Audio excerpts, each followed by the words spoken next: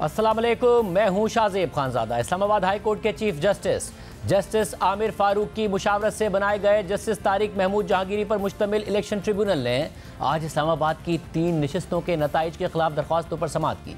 ये केस नून लीग की हुकूमत के सियासी मुस्तकबिल के लिए बहुत अहम है, क्योंकि नून लीग की हुकूमत पर इल्ज़ाम लगता है कि वो फॉर्म 47 की हुकूमत है। ये भी इल्ज़ाम है कि नून लीग के बड़े बड़े रहनुमा फॉर्म 45 के मुताबिक इंतखाबात हार गए थे, मगर उन्हें फॉर्म 47 की बुनियाद पर इलेक्शन जितवाया गया। और अगर इस्लामाबाद के इन 3 हलकों का फैसला नून लीग के खिलाफ आ गया तो पूरे मुल्क, खासतौर पर पंजाब और कराची के इंतखाबात पर पहले से मौजूद सवाल और बड़ा सवाल बन जाएगा।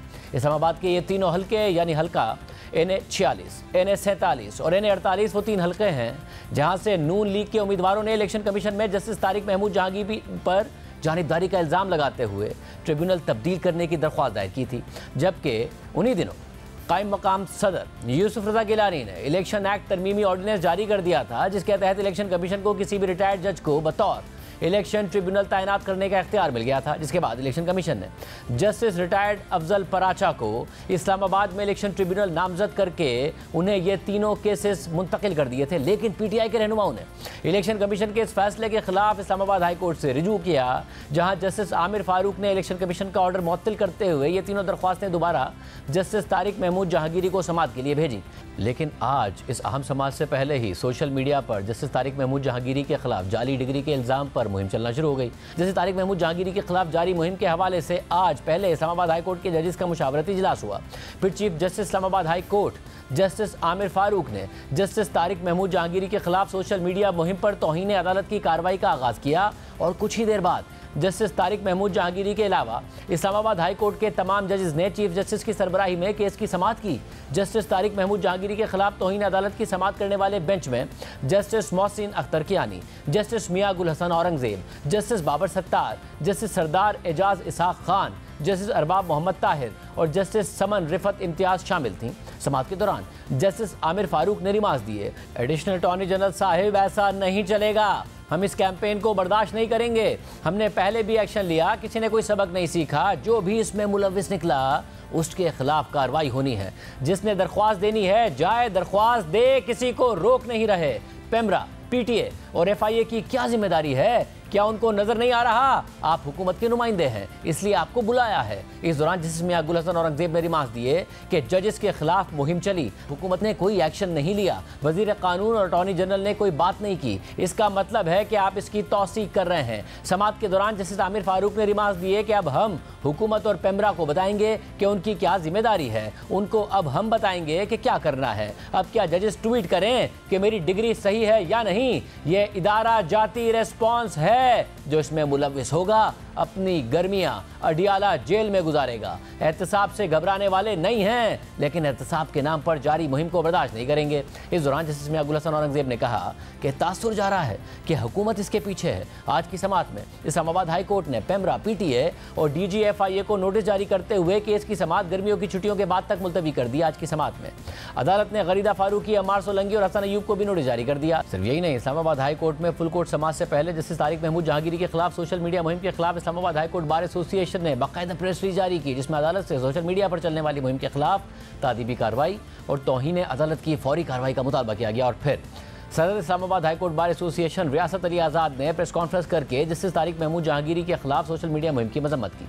और दूसरी तरफ आज तकरीबन 1 माह बाद जस्टिस तारिक महमूद जहांगीरी ने ही इस्लामाबाद के इलेक्शन ट्रिब्यूनल के तौर पर PTI की दरख्वास्तों पर समाअत की, जहां समाअत के दौरान जस्टिस तारिक महमूद जहांगीरी ने नून लीग के 2 MNAs पर वक्त पर जवाब जमा न करवाने पर 20-20 हज़ार रुपए का जुर्माना आयद कर दिया। इस्लामाबाद के हल्का NA 46, NA 47 और NA 48 में मुबैना धांधली के खिलाफ दरख्वास्तों पर समाअत हुई, जहां ट्रिब्यूनल ने वकला को इलेक्शन एक्ट का रूल 144 पढ़ने का कहते हुए कहा कि इसके मुताबिक ट्रायल रोजाना की बुनियाद पर होना है और 180 दिन में फैसला होना है। इसके मुताबिक फरीकैन 7 दिन के अंदर जवाब दाखिल कराने के पाबंद हैं। इसके बाद जस्टिस तारिक महमूद जहांगीरी ने कहा कि सेक्शन 147 क्या है वो पढ़ें। इसके मुताबिक जवाब के साथ बयान हल्फी भी जमा होना है। इलेक्शन ट्रिब्यूनल के लिए तरीक़ाकार क्या है, पहले वो पढ़कर बता दें। इस पर शुएब शाहीन ने जवाब दिया कि इलेक्शन ट्रिब्यूनल ने 6 माह में इलेक्शन पटिशन पर फैसला करना है। ट्रिब्यूनल ने रोजाना की बुनियाद पर समाअत करनी है और 7 दिनों से ज़्यादा की तारीख नहीं देनी। इस दौरान जस्टिस तारिक महमूद जहांगीरी ने कहा कि ट्रिब्यूनल के पास शो कॉज नोटिस जारी करके मेंबरशिप मुअत्तल करने का भी इख्तियार है। हम पहले तरीकाकार तय कर रहे हैं, एक एक करके सारे केसेस सुनेंगे, रोजाना की बुनियाद पर समाअत होगी। इस पर किसी को एतराज़ है तो बता दे। तो इस दौरान नून लीग के रहनुमा तारिक फजील चौधरी के वकील ने जवाब दिया कि हमें एक एतराज़ है। ट्रिब्यूनल ने वकील से पूछा कि आप किसकी तरफ से हैं। वकील ने जवाब दिया कि मैं डॉक्टर तारिक फजल चौधरी की तरफ से पेश होऊंगा। ट्रिब्यूनल ने उनसे सवाल किया कि आपका वकालतनामा जमा नहीं हुआ, जिस पर तारिक फजल चौधरी के वकील ने जवाब दिया कि वकालतनामा आज जमा करा दूंगा। ट्रिब्यूनल ने रिमार्क दिए कि पहले वकालतनामा जमा कराएं, फिर ज़रूर अदालत की मुआवनत करें। रोज़ाना की बुनियाद पर इन केसेस को सुनेंगे। कानून के मुताबिक 7 दिन के अंदर भी कोई इल्तवा मांगेगा तो 1 लाख रुपए जुर्माना होगा। इस दौरान ट्रिब्यूनल ने पूछा कि कोई हुक्म इम्तना है तो बताएं। इलेक्शन कमीशन का ऑर्डर मुअत्तल है, अगर वो बहाल हो जाएगा तो हम कार्रवाई रोक देंगे। एक तो यह है कि ट्रायल रोज़ाना की बुनियाद पर होगा। किसी को कोई एतराज़ है? इस दौरान तारिक फजल चौधरी के वकील ने जवाब दिया कि जी मुझे एतराज़ है, मैं तारिक फजल चौधरी का वकील हूँ। इस पर ट्रिब्यूनल ने उससे पूछा कि क्या आपने वकालतनामा जमा कराया है, जिस पर वकील ने जवाब दिया कि वकालतनामा अभी जमा नहीं करवाया, आज जमा करवा दूंगा। मैं एक बात करूंगा, अदालत चाहे तो उसे ज़ेरे गौर ना लाए। इस पर जस्टिस तारिक महमूद जहांगीरी ने उनकी सरजनिश करते हुए कहा कि चुप करें, वकालतनामे के बगैर कैसे बात कर सकते हैं? जब अदालत ने कह दिया तो खामोश हो जाएं। इस पर तारिक फजल चौधरी के वकील ने अदालत से मुआतरत की। आज की समाअत में इलेक्शन ट्रिब्यूनल ने मुस्लिम लीग नून के कामयाब उम्मीदवारों से दोबारा बयान हल्फी तलब कर लिए। जस्टिस तारिक महमूद जहांगीरी ने कहा कि आइंदा समाज से पहले बयान हल्फी जमा कराएं, पहले बयान हल्फी आएंगे फिर हम आगे देखेंगे। इस दौरान नून लीग के एमएनए अंजुम अकील के वकील ने जवाब दिया कि नोटिफिकेशन के खिलाफ दरख्वास्त तो बर वक्त दायर हुई है, एतराज़ यह है कि तमाम उम्मीदवारों को नोटिस जारी नहीं हुए। इस पर जस्टिस तारिक महमूद जहांगीरी ने जवाब दिया कि बेहतर नहीं होगा कि जो एतराज़ उठा रहे हैं आप दरख्वास्त दायर कर दें, ट्रिब्यूनल इस दरख्वास्त पर जवाब तलब कर लेगा। इस दौरान अंजुम अकील के वकील ने कहा कि हमें नोटिस मिला ही नहीं है, यही तो हमारा एतराज़ है। इस दौरान पीटीआई के रहनुमा आमिर मसूद मुगल के वकील ने कहा कि पहले ये जवाब दें, इसके बाद मुतफरिक दरख्वास्त दायर कर सकते हैं। इस पर अंजुम अकील के वकील ने जवाब दिया कि हम 7 दिन के अंदर जवाब जमा करा चुके हैं, हमने मुकम्मल जवाब जमा करा दिया है। इस दौरान इलेक्शन ट्रिब्यूनल ने पूछा कि क्या आरओ और इलेक्शन कमीशन का जवाब आ गया है, आपने सारे फॉर्म भी जमा कराने हैं? इस पर अंजुम अकील के वकील ने जवाब दिया कि हमने सब कुछ जमा करा दिया है। इस दौरान जस्टिस तारिक महमूद जहांगीरी ने कहा कि तीनों पटिशन्स की रोजाना समाअत होगी, लेकिन हर हल्के की अलग अलग समाअत होगी। इस दौरान नून लीग के रहनुमा राजा खुर्रम नवाज के वकील ने ट्रिब्यूनल को बताया कि उन्हें ट्रिब्यूनल फंक्शनल ना होने की वजह से जवाब जमा नहीं कराया, जिस पर जस्टिस तारिक महमूद जहांगीरी ने रिमार्क दिए कि जब ट्रिब्यूनल फंक्शनल था तो आपने ऑर्डर पर अमल दरामद करना था। इस दौरान दरख्वास्त गुजार अली बुखारी ने ट्रिब्यूनल को बताया कि अभी तक उनकी जानिब से कुछ भी जमा नहीं कराया गया है, इस वक्त उन्हें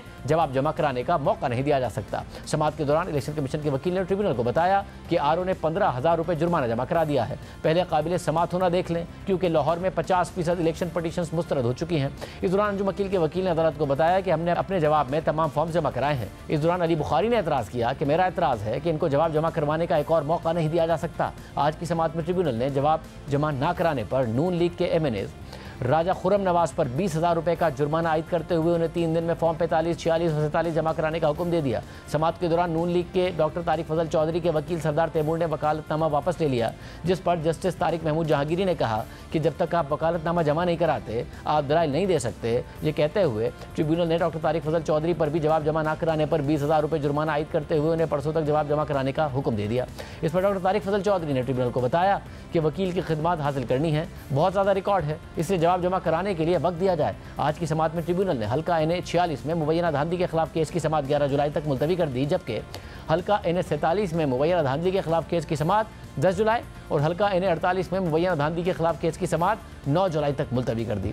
इलेक्शन को हुए 5 माह हो चुके हैं, लेकिन इस हवाले से मुकम्मल शफाफियत पर अभी भी सवाल उठ रहा है। इस्लामाबाद में इलेक्शन ट्रिब्यूनल पर एतराज़ लगाकर उसकी कार्रवाई मुअत्तल कर दी गई थी, जबकि पंजाब में भी इलेक्शन ट्रिब्यूनल्स का मामला खटाई में पड़ गया है। सुप्रीम कोर्ट ने इलेक्शन कमीशन को और लाहौर हाई कोर्ट की नई चीफ जस्टिस आलिया नीलम के तकर्रुर के बाद उनसे मुशावरत का हुक्म दे दिया है। इस पूरी सूरत पर बात करेंगे। हमारे साथ नुमाइंदा जियो न्यूज़ आसिफ बशीर चौधरी साहब मौजूद हैं। साहब बहुत शुक्रिया मुझे ज्वाइन करने के लिए। ज़रा अदालती मामलात को आप बहुत करीब से देखते हैं, आज की समाअत और उससे जुड़े मामलात को आपने बड़े करीब से देखा है। एक जज के खिलाफ कैंपेन का मामला है, वो जज बहुत अहम जो ट्रिब्यूनल है, जो कि अहम 3 सीटें हैं इस्लामाबाद में, उनकी हवाले से उस ट्रिब्यूनल को हेड कर रहे हैं। क्या आपने रीड किया जो कुछ आज देखा और इस मामले से लेकर? जी शुक्रिया शाहजेब साहब। आज क्योंकि 3 दिन से एक कैंपेन चल रही थी सोशल मीडिया के ऊपर भी और नेशनल मीडिया के ऊपर भी ये खबरें आई थी जो सुप्रीम जुडिशल काउंसिल में कंप्लेन फाइल की गई थी डिग्री के हवाले से कि ये जो है डिग्री के लिए वर्ड इस्तेमाल किया गया था उसके अंदर कि ये प्रॉपर डिग्री नहीं है, फेक का वर्ड इस्तेमाल नहीं किया गया था। लेकिन हमने ये देखा कि ये तारिक महमूद जहांगीरी वही जज हैं जिनके घर से कुछ अर्सा पहले कैमरे भी जो खुफिया तौर पे नस्ब किए गए थे वो बरामद हुए थे। और अभी जो ये केस सुन रहे हैं 3 नशिस्तों का इस्लामाबाद की, ये सिर्फ इस्लामाबाद की 3 नशिस्तें नहीं हैं। अगर मखसूस नशिस्तें हुक्मरान इत्तेहाद को मिलती हैं तो कुल नंबर 226 बनेगा, जबकि 224 के ऊपर 2/3 अक्सरियत बनती है। और अगर इन 3 नशिस्तों के ऊपर कोई मामला जो है वो हुक्मरान इत्तेहाद से नशिस्तें किसी वजह से चली जाती हैं तो वो जो 2/3 अक्सरियत है हुक्मरान इत्तेहाद की वो दोबारा से फिर से एक मरतबा ख़तरे में पड़ जाती है। तो इस सारे कंटेक्स में आज पहला अदालती दिन था, तो जो अदालत की कार्रवाई जो 9 बजे शुरू होना थी वो तकरीबन 50 मिनट से ज़ायद ताख़ीर से शुरू हुई और जजेस ने एक मीटिंग की और जिसके बाद वो अपने चीफ जस्टिस आमिर फारूक के पास गए। हमारे ज़राए का ये कहना है कि इस्लामाबाद हाई कोर्ट के जो जजेस हैं वो अपने चीफ जस्टिस के साथ उनके कोई ज़्यादा खुशगवार ताल्लुकात नहीं हैं, बल्कि जो टी ब्रेक में भी वो अपने चीफ जस्टिस से नहीं मिलते। नॉर्मली किसी भी अदालत में चीफ जस्टिस और जजेस टी ब्रेक में इकट्ठे बैठते हैं और जो है वहाँ पे मामूल की गपशप जो है वो होती है, लेकिन यहाँ पर सूरत हाल कुछ मुख्तलिफ है। ताहम आज जजेस अपने चीफ जस्टिस के पास गए और उनसे कहा कि 1 बाय 1 जजेस के खिलाफ जो है वो कंपेन्स लॉन्च की जा रही हैं, उनके खिलाफ प्रोपेगेंडा किया जा रहा है और इस हवाले से एक इदारा जाती जो है वो चीज़ सामने आनी चाहिए। जिसके बाद जस्टिस आमिर फारूक जो हैं उन्होंने उनसे इत्तफाक किया और उन्होंने कहा कि हम इस पर इदारा जाती रिस्पॉन्स देंगे। इस हवाले से हमारे ज़राए ने पहले ये बताया था कि आज कोई फुल कोर्ट इजलास होगा, ताहम बाद में फुल कोर्ट जो है वो बैठी और जो हमारी तकरीबन 2 दहाई की इस्लामाबाद हाई कोर्ट की हिस्ट्री है उसमें पहली दफ़ा एक सो मोटो पर फुल कोर्ट जो है वो बैठी और तौहीन अदालत की कार्रवाई जो है वो स्टार्ट की गई। इसमें शाहजेब साहब आप देखें कि कार्रवाई में काफ़ी रिमार्क्स तो बड़े सख्त दिए गए हैं चीफ जस्टिस साहब की जानिब से, ताहम उन्होंने इसमें अगेन जो है वो तारीख जो डाली है आइंदा समात की वो गर्मियों की छुट्टियों के बाद की तारीख डाली है और गर्मियों की छुट्टियां जो है वो 10 जुलाई से शुरू होंगी और फिर तकरीबन 1 महीने तक ये गालिबन ये रहेंगी और उसके बाद भी फिर दोबारा से कोई डेट मुकर्रर की जाएगी। तो तमाम तर रिमार्क्स देने के बाद जो है इस समात को कम से कम 5 से 6 हफ्ते के लिए जो है वो एक मरतबा फिर मौखर कर दिया गया है।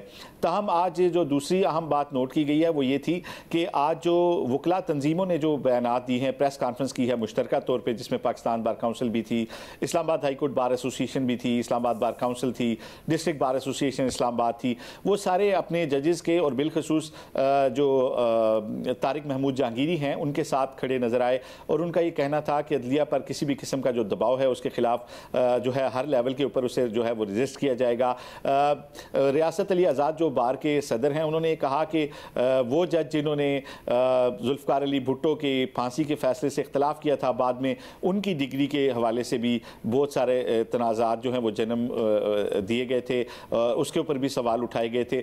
ताहम अहम बात ये थी कि वकला का ये कहना था कि वो अपनी जुडिशरी के साथ खड़े हैं, वो एहतसाब के ख़िलाफ़ नहीं हैं, लेकिन सिर्फ एक इल्ज़ाम के बाद जो है किसी जज की पब्लिकली उसको उसका मुजरिम ठहरा देना, इसको किसी सूरत जो है वो बर्दाश्त नहीं किया जाएगा। तो आज खासी गर्मा गर्मी रही पहले दिन, ताहम जस्टिस तारिक महमूद जहांगीरी ने जो आज इलेक्शन ट्रिब्यूनल में समात की, उनके जो तासुरात थे, उनकी जो फेस रीडिंग थी, वो किसी तरह से भी किसी दबाव का शिकार नज़र नहीं आए, किसी गुस्से का शिकार, किसी हेजान का शिकार नज़र नहीं आए। उन्होंने बड़ा स्मूथली जो है वो अपने केसेस सुने और वो डिटरमिनेड नज़र आए कि वो अपनी जो भी अदालती प्रोसीडिंग्स हैं उनको कंटिन्यू करेंगे।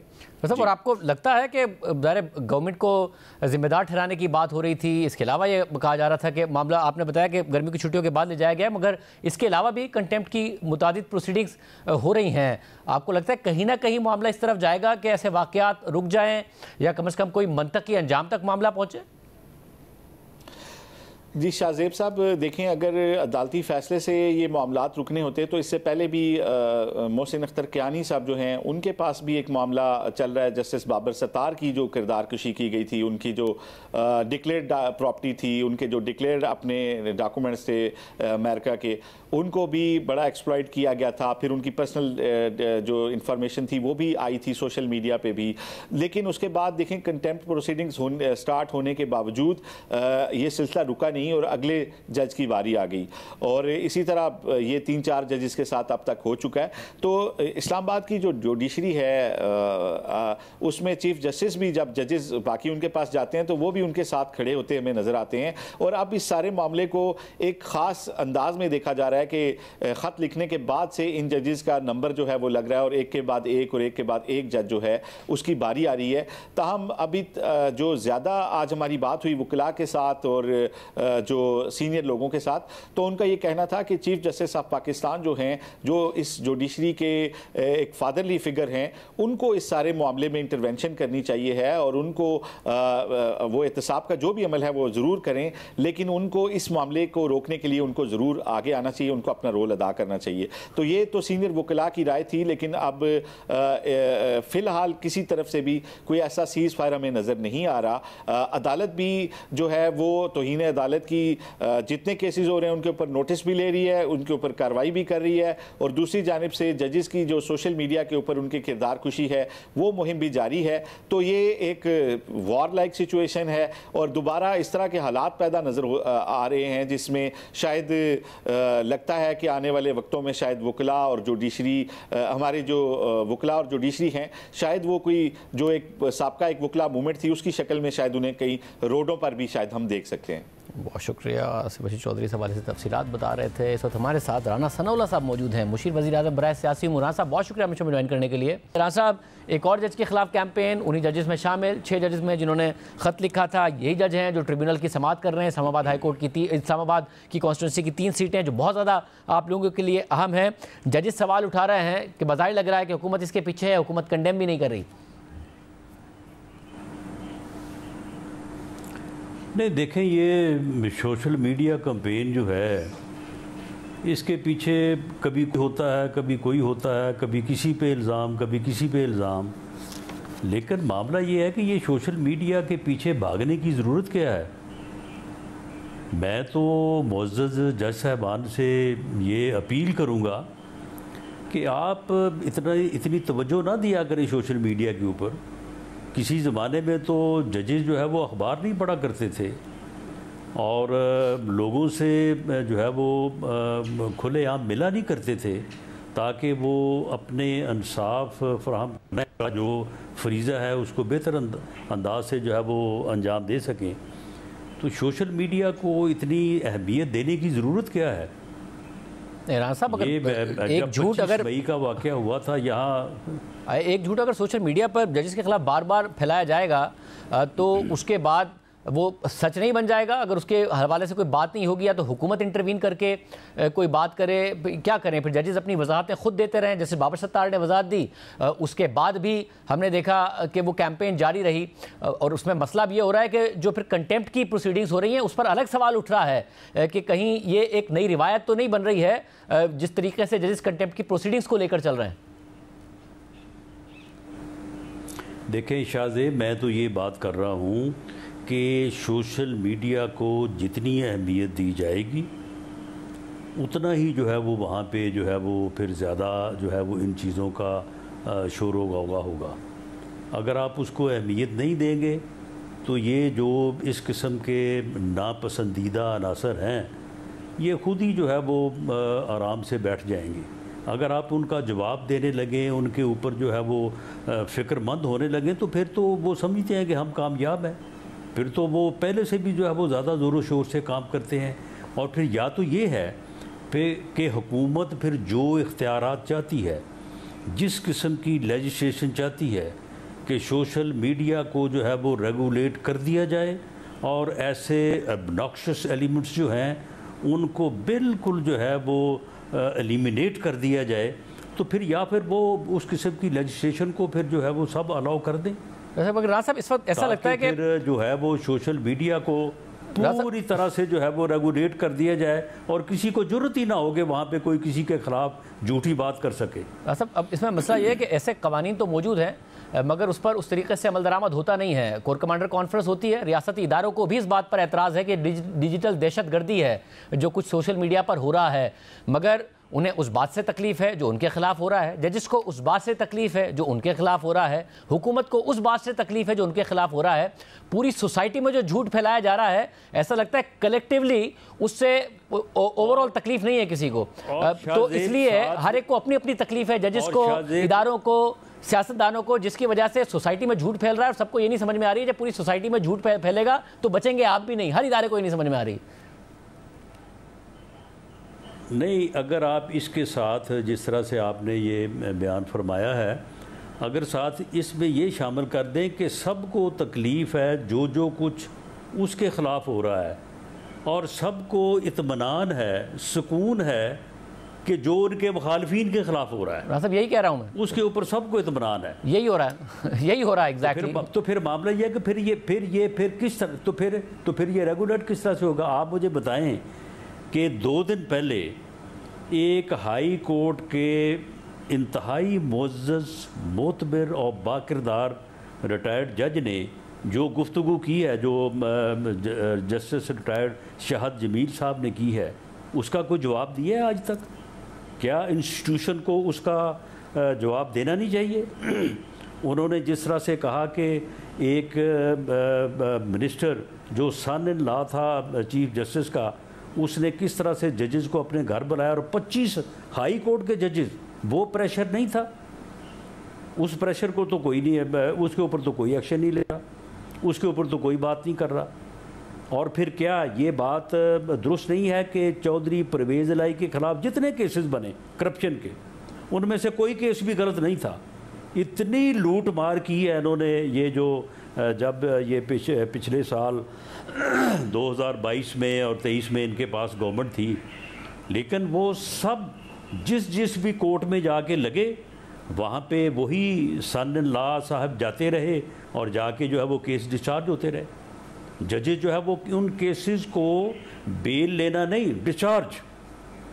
तो ये सारी चीज़ें जिस माशरे में, जिस माहौल में हम रह रहे हैं, तो इसमें सिर्फ एक बात को जो है वो लेके तो उसके ऊपर जो है वो सारा जो है वो बयानियाँ बिल्ट करना और ये कहना कि जी ये देखें बड़ी ज़्यादती हो रही है और बाकी सारा जो है वो ठीक हो रहा है, ऐसा नहीं है। ऐसा मगर इस वक्त अगर हुकूमत पर इल्ज़ाम लग रहा हो या तो कोई इंडिविजुअल अकाउंट्स कर रहे हो, इस बात पर तो एतराज़ नहीं है कि हर इदारे को जो दूसरे के खिलाफ हो रहा है उससे तकलीफ नहीं है, जो अपने खिलाफ हो रहा है उससे बहुत तकलीफ है, जो सोसाइटी में झूठ फैल रहा है उससे तकलीफ नहीं है, मगर अगर अपने ऊपर बात आ जाए तो उससे बहुत ज़्यादा तकलीफ होने लगती है और जो प्रोसीडिंग्स जिस सिमत में जा रही हैं उस पर भी सवाल उठता है। मगर अगर हुकूमत पर ये इल्ज़ाम लग रहा हो कि वो जजेस को टारगेट कर रही है, जो हुकूमत के हमदर्द सोशल मीडिया अकाउंट्स हैं उनके ज़रिए इल्ज़ाम लग रहा हो कि जी उनके ज़रिए पूरी कैंपेन चलाई जा रही है, तो हुकूमत को जवाब तो देना चाहिए ना कि क्या हो रहा है, क्योंकि आज खुली अदालत में ये सवाल उठा है। नहीं, हुकूमत देखें इल्ज़ाम तो है ना, मिसाल के तौर पे अगर एक फ़ैसला होता है तो फिर भी जो है वो सोशल मीडिया कैंपेन शुरू हो जाती है, दूसरी तरफ होता है तो दूसरी तरफ शुरू हो जाती है। अब इसमें ये मालूम ही नहीं पड़ता कि कोई कहता है कि जी वो फ़लाँ साइड के अकाउंट्स जो है वो ये काम कर रहे हैं, कोई कहता है ये फ़लाँ साइड के काम लोग अकाउंट जो है वो काम कर रहे हैं। तो भाई फिर इस कज़िए को ख़त्म करो, फिर एक ऐसा कानून जो है वो फील्ड में आना चाहिए जिसकी बुनियाद के ऊपर जो है वो फिर ठीक है थोड़ा बहुत जो है वो उसमें तजावुज़ होगा, लेकिन कम से कम इससे तो जान छूट जाएगी ना। ये तो नहीं है ना कि सोशल मीडिया देखें ये वी लॉग सिस्टम जो है, जिसका जो दिल करता है वी लॉग में जो दिल करता है वो आपके मतलब मेरे मतलब किसी और जो मर्जी कह दे, कोई पूछने वाला ही नहीं है। साहब झूठ बहुत ज़्यादा ज़ाहिर फैला हुआ है मगर कानून अपनी जगह पर मौजूद है। कहते हैं कि जनाब ये तो बड़ी ज्यादती है। साहब झूठ ज़ाहिर है बहुत फैला हुआ है, इस बात से इनकार नहीं है, मगर कवानीन मौजूद है, मगर उन कवानीन को भी पॉलिटिकल टूल के तौर पर इस्तेमाल किया जाता है, बजाय इसके कि झूठ खत्म करने के लिए इस्तेमाल किया जाए, सबक सिखाने के लिए या अपनी मुखालिफ की आवाज़ दबाने के लिए इस्तेमाल किया जाता है, जिसकी वजह से वो इनफेक्टिव हो जाते हैं, फिर नए कानून की डिमांड होती है। देखिए पहली बात तो ये है कि कानून जो है वो मौजूद हैं, लेकिन उन कानून में वो स्पिरिट वो जो है वो ग्रिप नहीं है जिसके ऊपर जो जिस तरह से मैं अर्ज़ कर रहा हूँ कि इन चीज़ों का जो है वो तदारुक हो सके। नंबर 1। नंबर 2, ये ठीक है कि मिस यूज़ होने का एहतमाल रहता है, लेकिन अदालतें जो हैं वो बैठी हैं, अदालतें जो हैं वो इस चीज़ को इंश्योर करें कि कोई भी कानून जो है वो मिस यूज़ ना हो, अपने मुखालफ के ख़िलाफ़ इस्तेमाल हो, लेकिन कानून को तो फील्ड में आने देना। इसके बगैर तो ये जिस किस्म की जो है ये अपना सूरत हाल बनी हुई है, तो कोई भी महफूज नहीं है, ना कोई जज, ना कोई पॉलिटिशियन, ना कोई सहाफ़ी, ना कोई जो है वो पब्लिक ऑफिसर, ना कोई गवर्नमेंट, ना जुडिशरी, कोई भी महफूज नहीं है। और राज साहब ये बताइएगा कि अब एक और जो आप कहते हैं कि कानून नहीं है इसलिए लोग महफूज नहीं है, मगर कानून होते हुए भी तो लोग महफूज नहीं है। रिजवान अहमद हैं, मीडिया कोऑर्डिनेटर तहरीक इंसाफ, 5 जुलाई को गुमशुदा हो गए, घर से निकल कर एक्सप्रेस हाईवे पर सफ़र कर रहे थे, राब्ता मुनक़ता हुआ, गाड़ी ट्रैक हुई है क्योंकि गाड़ी में ट्रैकिंग सिस्टम लगा हुआ था, वो नहीं ट्रैक हो सके हैं। पार्टी कह रही है कि जो उनके खिलाफ उनकी गुमशुदगी की FIR तक दर्ज नहीं कराने दी जा रही। नहीं, वो FIR दर्ज करवाएं, क्यों नहीं करवाने दी जा रही? वो आए, सामने आए, बताएं। यहाँ पे जो है वो आदमी जो है वो पहले लापता हो जाता है, उसके बाद वो कहता है कि नहीं जी मैं तो फलां जगह पे गया हुआ था, मैं तो वहाँ रहा हूँ इतने दिन, तो मैं तो वहाँ से वापस आ रहा हूँ। राज साहब ये वाली बात अक्सर उन्हीं के कहने पे वो बंदा कहता है जिन्होंने उनको गुमशुदा किया होता है। अक्सर ये जमानत की और बरी होने की शर्त होती है, रिलीज होने की शर्त होती है कि ये बात बोलनी है। तो शाहजेब फिर किसी जगह पे तो फिर जो है ना किसी को खड़ा होना पड़ेगा ना। अब अगर एक पार्टी जो है वो ये मौक़िफ़ इख्तियार कर रही है कि उनका अहदेदार है, उनके अहदेदार को जो गायब किया गया है, तो फिर इशारों के नाव में बात ना करें, आए सामने बताएं कि किसने अगवा किया है। FIR जो है वो लेके आए, वो पिटीशन दायर कर दें हाई कोर्ट में। बाकी हर बात पे पिटीशन दायर की जाती है, इसमें वो जा रहे इस हवाले से, वो उनका ऐलान है कि इस हवाले से वो अदालत जाएंगे। मगर साहब आप खुद भी देखेंगे एक मीडिया कोऑर्डिनेटर जिनकी तरफ से जिन पे ना कोई ऐसा इल्ज़ाम ना कोई बात, आप खुद भी देखेंगे इस मामले को गायब कर दिए गए हैं। वो कह रहे हैं हमारी दरख्वास्त तक नहीं एक्सेप्ट की जा रही है पुलिस में। जी बिल्कुल, हम देखने को तैयार हैं। इस सिलसिले में उन्हें चाहिए कि वो मुतलका जो भी पुलिस स्टेशन है वहाँ पे रब्ता करें, और अगर उनकी कोई एप्लीकेशन है, अगर वो इस सिलसिले में हमारी मदद लेनी चाहें तो बिल्कुल करने को तैयार है। बहुत शुक्रिया। प्रोग्राम में आगे बढ़ते हैं। मारूफ पाकिस्तानी सहाफ़ी अरशद शरीफ को 23 अक्टूबर 2022 को कीनिया में कीनियन पुलिस ने इंतहाई पुरस्रार तरीके से सर पर गोली मारकर कत्ल कर दिया था और फिर पुलिस उसे गलत शनाख्त का रंग दे रही थी। मगर आज कीनियन पुलिस के खिलाफ खुद कीनियन हाई कोर्ट का अहम फैसला सामने आ गया है, जिसमें पुलिस के दावों को हक़ाइक़ के मुनाफिक करार देते हुए सख्त अहकाम जारी किए गए हैं और कीनियन हुकूमत पर हर्जाना भी आयद किया गया है। इस हवाले से कीनियन हाई कोर्ट की जस्टिस स्टेला मुटोको ने अरशद शरीफ की अहलिया जवेरिया सिद्दीक की जानिब से दायर की गई दरख्वास्त पर फैसला सुनाते हुए कहा कि अरशद शरीफ का कत्ल गलत शनाख्त का नतीजा नहीं था और उनका कत्ल गैराइनी और गैर कानूनी अमल था। दरख्वास्त में जिन हुकूमती इदारों का नाम लिया गया है वो अपनी जिम्मेदारी से फरार इख्तियार नहीं कर सकते।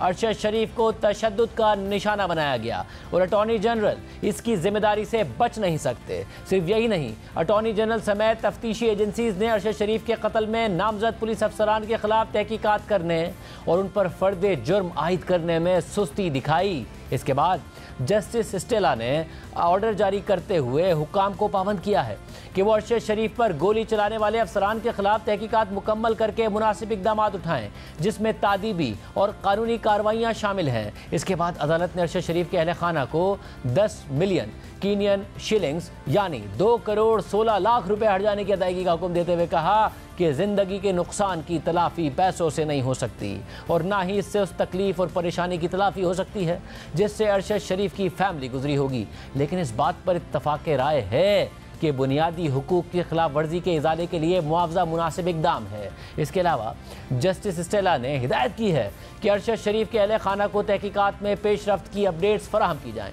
इस फैसले पर इत्मीनान का इजहार करते हुए अरशद शरीफ की अहलिया जवेरिया सिद्दीक ने कहा कि उन्हें कीनिया में इंसाफ मिल गया है, लेकिन अभी पाकिस्तान में इंसाफ मिलना बाकी है। मैं आपको ये बताती चलूँ कि आपने और मैंने अरशद शरीफ का मुकदमा कीनिया की पुलिस के खिलाफ जीत लिया है और उनके हाई कोर्ट में जो है वो फैसला सुनाया है। मैंने, आपने, हम सब ने मिल के आज अरशद शरीफ को कीनिया में इंसाफ दिलवाया है, लेकिन अभी पाकिस्तान में इंसाफ रहता है।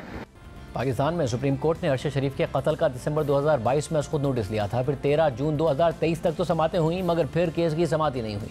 इसके अलावा सुप्रीम कोर्ट की हिदायत पर इस्लामाबाद में रियासत की मुद्दत में अरशद शरीफ के कत्ल का मुकदमा दर्ज हुआ था और जुडिशल मजिस्ट्रेट की अदालत में बाकायदा ट्रायल शुरू हुआ था, मगर प्रोसिक्यूशन की अदम दिलचस्पी पर केस दाखिल दफ्तर कर दिया गया। वाज़ेह रहे कि इस केस की FIR अरशद शरीफ की फैमिली के बजाय रियासत की मुद्दत में दर्ज हुई थी, इसलिए अरशद शरीफ के अहले खाना इस पर मुतमईन नहीं थे। मगर आज कीनियन अदालत का फैसला बहुत अहम है, जिसमें अदालत ने कीनियन पुलिस पर जिम्मेदारी डाल दी है और इसके मौक़िफ़ को मानने से इनकार कर दिया है। और आम बात यह है कि जिस वक्त कीनियन पुलिस इस कत्ल को गलत शनाख्त का रंग दे रही थी, उस वक्त ही वाक़ियाती शहादतें पुलिस के मौक़िफ़ के खिलाफ जा रही थी और कीनियन पुलिस खुद भी बार बार मुतज़ाद बयान दे रही थी, जिससे दिन ब दिन शकूक व शुबहात बढ़ते जा रहे थे और वाज़ेह नज़र आ रहा था कि अरशद शरीफ को बाकायदा प्लानिंग के साथ कत्ल किया गया है।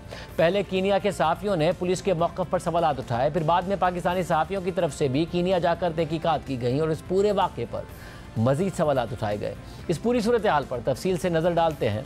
कीनिया की पुलिस का इब्तिदाई मौक़िफ़ ये था कि अरशद शरीफ का कत्ल गलत शनाख्त की वजह से हुआ था, क्योंकि पुलिस एक बच्चे के अगवा और चोरी होने वाली गाड़ी के लिए चेकिंग कर रही थी, जिसके लिए उन्होंने नाका भी लगाया हुआ था और नाके पे ना रुकने की वजह से ही पुलिस ने अरशद शरीफ की गाड़ी पर गोलियां चलाईं, जिसमें वो जा भाग हुए। लेकिन बाद में इंकिशाफ सामने आया कि जिस गाड़ी में अरशद शरीफ सवार थे और जिस गाड़ी के चोरी होने की इतला थी, वो दोनों ही अलग अलग मॉडल्स की गाड़ियाँ थीं, जबकि असल में गुम होने वाली गाड़ी अरशद शरीफ के कत्ल के वाक़े से आधा घंटा पहले ही शहर के अंदर ही से मिल गई थी, जबकि अरशद शरीफ का कत्ल गाड़ी मिल जाने के बावजूद आधे घंटे बाद, और वो भी शहर से काफ़ी दूर किया गया। इस हवाले से वॉइस ऑफ अमेरिका की टीम और फैक्ट फोकस की सहाफ़ी अमारा शाह ने तहकीकात के बाद दावा किया कि कीनिया की पुलिस ने जिस गाड़ी को चोरीशुदा करार देकर सहाफ़ी अरशद शरीफ की गाड़ी पर गोली चलाई, उसके मालिक का कहना था कि पुलिस को पहले से इल्म था कि असल गाड़ी नैरोबी शहर के मज़ाफ़ात में मौजूद है, जबकि अरशद शरीफ की गाड़ी पर गोली नैरोबी से 100 किलोमीटर से भी ज़्यादा दूर मकाम पर चलाई गई।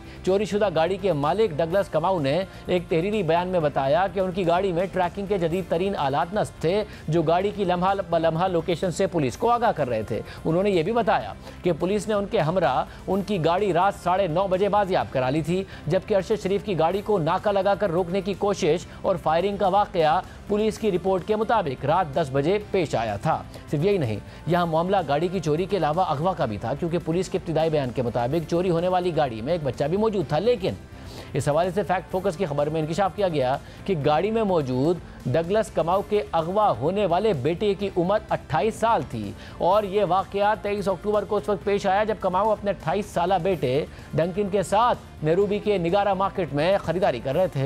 वो अपने बेटे को गाड़ी में छोड़कर सामान लेने गए, मगर जब वापस आए तो गाड़ी गायब थी। उन्होंने अपने बेटे को फ़ोन मिलाने की कोशिश की, मगर उन्हें कोई जवाब नहीं मिला। 20 मिनट की तलाश के बाद डगलस कमाऊ ने मकामी पुलिस को इतला दी। पुलिस ने तलाश शुरू कर दी, लेकिन इसी दौरान उन्हें अपने बेटे का फ़ोन आ गया कि वो अपनी मां से मिलने चला गया था, जिसके बाद 9:30 बजे गाड़ी और बच्चा दोनों मिल गए। जबकि कीनिया की पुलिस के मुताबिक अरशद शरीफ के कत्ल का वाकया रात 10 बजे हुआ, यानी ना तो कोई अगवा का केस था, क्योंकि गाड़ी में मौजूद जिसको बच्चा कहा जा रहा था वो 28 साल का लड़का था, और जिसे चोरी का केस बनाया जा रहा था वो चोरी का था ही नहीं, क्योंकि वो लड़का खुद ही गाड़ी चलाकर बगैर बताए चला गया था। सिर्फ यही नहीं, नुमाइंदा जियो न्यूज़ मुर्तज़ा अली शाह और फैक्ट फोकस दोनों की जानिब से ये बात भी सामने आई कि चोरी होने वाली गाड़ी और अरशद शरीफ की गाड़ी दोनों अलग अलग मॉडल की थी। चोरी होने वाली गाड़ी मर्सिडीज़ बेंज स्प्रिंटर थी, जो सामान लाने के लिए इस्तेमाल की जाती है, जबकि अरशद शरीफ हमले के वक्त एक लैंड क्रूज़र में सवार थे। मुर्तज़ा अली शाह के मुताबिक गाड़ी के ऊपर 3 तरफ से फायरिंग की गई। अरशद शरीफ गाड़ी के बाएं तरफ सवार थे,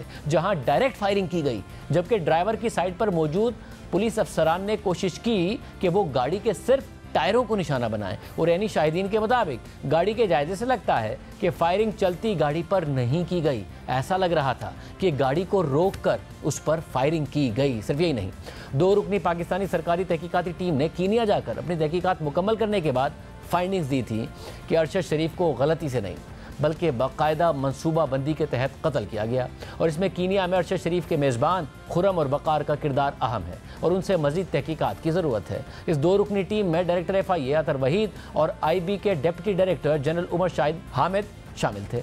फैक्ट फाइंडिंग रिपोर्ट में अरशद शरीफ के पाकिस्तान छोड़कर दुबई जाने और फिर कीनिया पहुंचने की तफसीलात, वजूहात और किरदारों का तफसील से तस्करा करने के बाद लिखा था कि अरशद शरीफ के पाकिस्तान छोड़ने की ठोस वजूहात हैं क्योंकि उनके खिलाफ मुख्तलिफ अजला में क्रिमिनल केसेस दर्ज किए गए थे। इस बात का ज़्यादा इम्कान है कि मुत्तहदा अरब अमारात के हुकाम की तरफ से अरशद शरीफ को दुबई छोड़ने पर मजबूर किया गया। कीनिया की पुलिस के स्पेशल यूनिट GSU के 4 अहलकार और ट्रेनिंग कैंप इस केस में किसी आले के तौर पर इस्तेमाल हुए। कीनिया में अरशद शरीफ का मेज़बान वक़ार अहमद कीनिया की पुलिस और इंटेलिजेंस एजेंसी से वेल कनेक्टेड था और जब कत्ल की रात अरशद शरीफ के दूसरे मेज़बान और वक़ार अहमद के भाई खुर्रम अहमद ने वक़ार अहमद को बताया कि उनकी गाड़ी पर फायरिंग हुई है तो वो वक़ार अहमद ही थे जिन्होंने सीनियर पुलिस अफसरान को कॉल की। वक़ार अहमद के कीनिया की इंटेलिजेंस एजेंसी NIS से भी बहुत करीबी ताल्लुकात थे।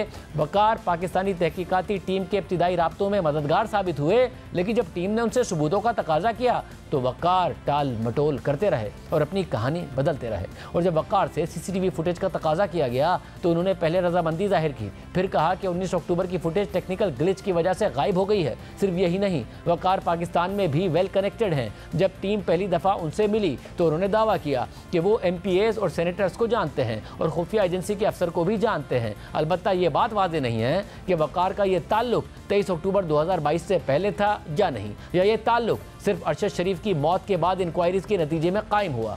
रिपोर्ट के मुताबिक वक़ार अहमद टीम के मुताबिक सवालों का जवाब देने में नाकाम हुए और जहां तक उनके भाई खुर्रम अहमद का ताल्लुक है तो वो वक़ार के ज़ेर असर थे और वाक़यात से मुताल्लिक उनके मौक़िफ़ और पुलिस के मौक़िफ़ में तज़ादात मौजूद हैं। ये हकीकत है कि वक़ार अहमद ने अरशद शरीफ का ज़ाती फ़ोन और iPad पुलिस के हवाले करने के बजाय नेशनल इंटेलिजेंस सर्विस के अफसर के हवाले कर दिया, जिससे उसका ताल्लुक वाज़ेह होता है। वक़ार का नेशनल और इंटरनेशनल एजेंसी से ताल्लुक इस केस में सरहदों से बाहर किरदारों के मुलविस होने के इम्कान को वाज़ेह करता है। इसके अलावा फाइंडिंग्स के मुताबिक खुर्रम अहमद ने जो बयान दिया वो मंतक और हक़ाइक़ के बरखिलाफ है। गाड़ी में जिस सीट पर अरशद शरीफ बैठे हुए थे उसमें गोली घुसने का कोई निशान नहीं है, लेकिन उन्हें पीछे से निशाना बनाया गया और गोली उनके सीने के सीधी तरफ से निकल गई। ये ना तो उनके बैठने की पोजीशन से मिलता है, ना ही गोली चलाने वालों या गोली की सिमत से मिलता है। इस हवाले से कीनिया की पुलिस का गलत शनाख्त का मौक़िफ़ भी तज़ादात से भरपूर है। कीनिया के पुलिस अफसरान की तरफ से दिए गए बयानात खुद ही अपनी नफ़ी करते हैं और उनका वर्जन काबिल यकीन नहीं है।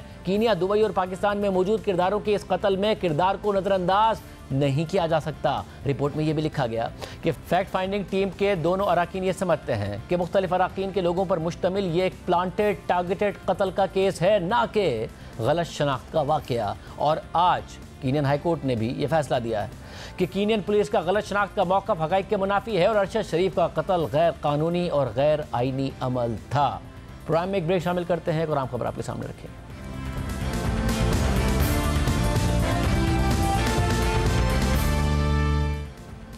दो 2024 दुनिया भर में इलेक्शन का साल है और अब तक पाकिस्तान और भारत समेत कई अहम ममालिक में इंतखाबात हो चुके हैं, लेकिन इन इंतखाबात में मुतादिद अपसेट नताइज भी सामने आ रहे हैं। जैसे भारत में मोदी को बड़े दावों के बावजूद वाज़ेह अक्सरियत नहीं मिल सकी। बरतानिया में 14 साल बाद हुक्मरान जमात कंजर्वेटिव्स को बुरी तरह से शिकस्त का सामना करना पड़ा और लेबर पार्टी 14 साल बाद दोबारा इक़्तिदार में आ गई। ईरान के सदारती इंतखाबात में एतदाल पसंद रहनुमा डॉक्टर मसूद पज़ेश्कियान को कामयाबी के बाद फ्रांस में भी इंतहाई दाएँ बाजू का इत्तेहाद मुतवक्के जीत हासिल नहीं कर सका और कबल अज़ वक्त होने वाले पार्लिमानी इंतखाबात में बाएँ बाजू का इत्तेहाद गैर मुतवक्के तौर पर अक्सरियत हासिल करने में कामयाब हो गया है।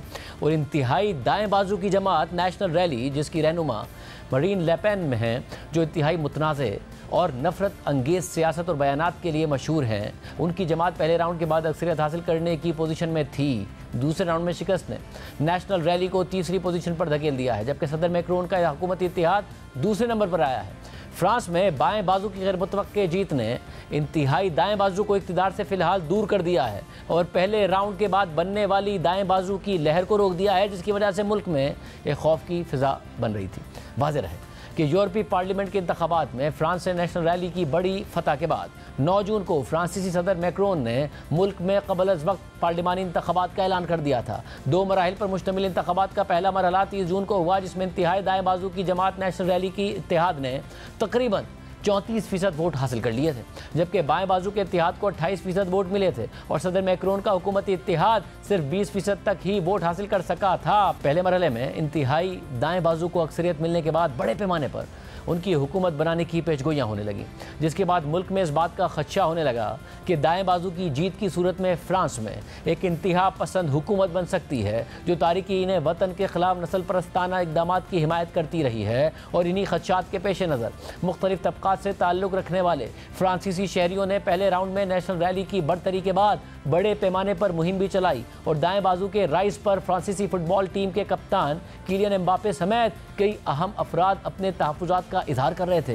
यूरोपीय फुटबॉल कप यूरोस के दौरान 5 जुलाई को एम्बापे ने इस हवाले से कहा कि ये बहुत अर्जेंट सूरत हाल है, हमें बाहर निकल कर वोट देना होगा, हम अपने मुल्क को उन लोगों के हाथों में नहीं छोड़ सकते। हमने पहले मरहले के नताइज देखे हैं जो तबाहकुन हैं, हमें ये उम्मीद है कि यह बदलेगा, सब वोट देने के लिए मोबिलाइज होंगे और सही लोगों को वोट देंगे। एम्बापे के इस बयान पर नेशनल रैली की रहनुमा लेपेन का रद्द-ए-अमल भी सामने आया, जिसमें उन्होंने कहा कि फ्रांस के लोग वोट डालने के मशवरों और लेक्चर से तंग आ चुके हैं और एम्बापे खुद इतने अमीर हैं कि वो तारिकीन वतन की नुमाइंदगी नहीं कर सकते हैं, जबकि अक्सर हल्कों में मोतदिल और बाएं बाजू के रहनुमा नेशनल रैली के उम्मीदवारों के खिलाफ एक दूसरे के हक में दस्तबरदार भी हुए, जिसकी वजह से दूसरे राउंड में नेशनल रैली मुतवक्के जीत हासिल नहीं कर सकी। और दूसरे मरहले के बाद न्यू पॉपुलर फ्रंट नामी बाएं बाजू का इत्तेहाद सबसे ज़्यादा सीटें जीतने में कामयाब हुआ है। दूसरी जानिब न्यू पॉपुलर फ्रंट पार्लिमानी इंतखाबात में सबसे ज़्यादा नशिस्तें हासिल करने के बावजूद हुकूमत बनाने की पोजीशन में नहीं है, क्योंकि फ्रांस में हुकूमत साजी के लिए कुल 577 में से 289 नशिस्तें दरकार होती हैं, मगर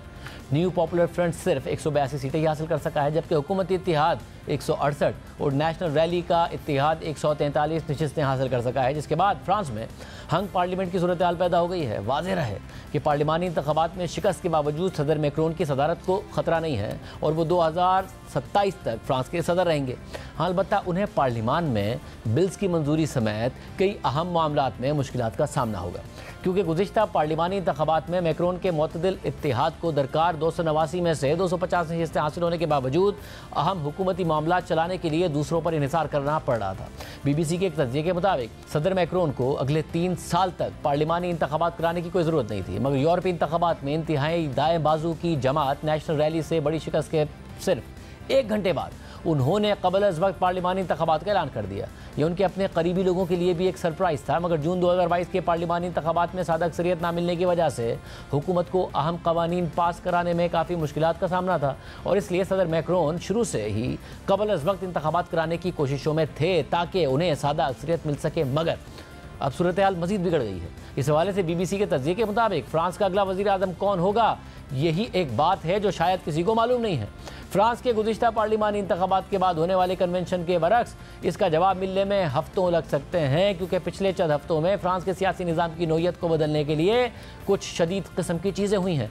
इस हवाले से चार्ल्स डी गाल के ज़माने से हर इलेक्शन पर नज़र रखने वाले तज्ज़ियाकार अलैन डोमेल का कहना है कि अब सियासी पार्टियों का एक हुजूम है। 3 बड़े सियासी ब्लॉक्स यानी बाएं बाजू, इंतहाई दाएं बाजू और मुतदिल नज़रियात की जमातें हैं। उनके अलावा मुतदिल दाएं बाजू की जमातें भी हैं और उनके अंदर मुसाबकती रुझानात हैं। कोई भी पार्टी असेंबली में इतनी अक्सरियत में नहीं है कि वो अपनी बात मनवा सके, इसलिए अब हंगामा राय का एक तवील अरसा नागुज़ीर है, क्योंकि मुतदिल दाएं बाजू की जमातों और बाएं बाजू की जमातों से एक नया इत्तेहाद बनना है। एक दूसरे के खिलाफ अब तक जो वाज़ेह नफरत रही है उसके पेश नज़र ये वाज़ेह नहीं है कि ये नया इत्तेहाद किस तरह तश्कील पाएगा, लेकिन हम शर्त लगा सकते हैं कि सदर मैक्रोन के लिए गुज़िश्ता हफ्तों के तनाव के बाद ये मुफाहमत और लोगों की ख्वाहिशात के एहतराम का दौर होगा और ये दौरानिया पेरिस ओलंपिक्स और गर्मियों की तातीलात तक रहेगा और वो किसी शख्स को मुज़ाकरात की क़यादत करने और मुख्तलिफ जमातों के साथ मुफाहमत करने के लिए नामज़द करेंगे। क्या वो शख्स बाएं बाजू से कोई होगा, क्या मुतदिल जमात से कोई होगा, या फिर सियासत से बाहर का कोई शख्स होगा, हम नहीं जानते हैं। जो बात यकीनी मालूम होती है वो ये है कि फ्रांस अब मज़ीद पार्लिमानी निज़ाम में जाने वाला है। सदर मैक्रोन की ताकत कम होगी और ये ताकत नई हुकूमत के सरबराह को मुंतकिल होगी। इंतहाई दाएं बाजू की जमात नेशनल रैली बेशक पार्लिमानी इंतखाबात में अक्सरियत हासिल करने में नाकाम हो गई है, मगर इसके बावजूद उन्हें तारीखी वोट मिले हैं। नताइज के मुताबिक नेशनल रैली इत्तेहाद कुल वोटों का 37% हासिल करने में कामयाब रहा है। मगरबी मीडिया के मुताबिक इससे पहले वो कभी भी 18% से ज़्यादा वोट हासिल नहीं कर सका था, जबकि इसके मुकाबले में बाएं बाजू के इत्तेहाद ने 27% वोट हासिल किए हैं और सदर मैक्रोन के हुकूमती इत्तेहाद को सिर्फ 22% वोट मिले हैं। इसी तरह नेशनल रैली अकेले हालिया इंतखाबात में 143 नशिस्तें हासिल करने में कामयाब हुई है, जबकि गुज़िश्ता इंतखाबात में इसे सिर्फ 88 नशिस्तें मिली थीं, यानी बतौर जमात उसकी नशिस्तें सबसे ज़्यादा हैं और दीगर जमातें इत्तेहाद की वजह से आगे हैं। पार्लिमानी इंतखाबात में शिकस्त के बाद फ्रांस के वज़ीर आज़म गैब्रियल अटैल ने सदर को अपना इस्तीफ़ा भेज दिया, मगर मैक्रोन ने उनका इस्तीफ़ा मंजूर ना करते हुए उन्हें आर्जी तौर पर हुकूमती मामला चलाने की हिदायत कर दी। आज के प्रोग्राम में इतना ही, याद दीजिए। अल्लाह हाफ़िज़।